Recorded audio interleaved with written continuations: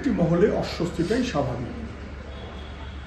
মৌলবাদ যখন তার শক্তি বাড়ে বা বাড়ায় বা বাড়ানো হয় তখন বিপদ কীরকম হয় বাংলাদেশ থেকে বোঝা যাচ্ছে, জ্বলছে।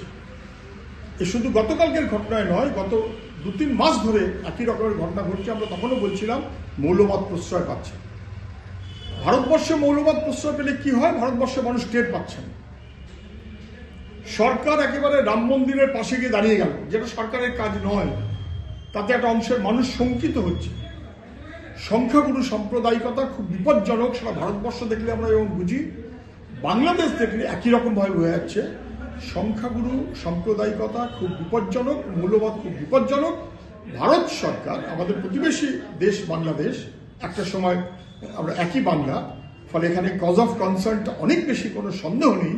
কিন্তু ভারত হোক বাংলাদেশ হোক যেই হোক, মৌলবাদের বিরুদ্ধে সমগ্র মানুষকে, বিশেষ করে সংখ্যালঘু মানুষকে রক্ষা করা, শান্তি প্রতিষ্ঠা করা, শান্তির পরিবেশ রক্ষা করা, এটা যেমন বাংলাদেশের জন্য জরুরি তেমন আমাদের জন্যও জরুরি।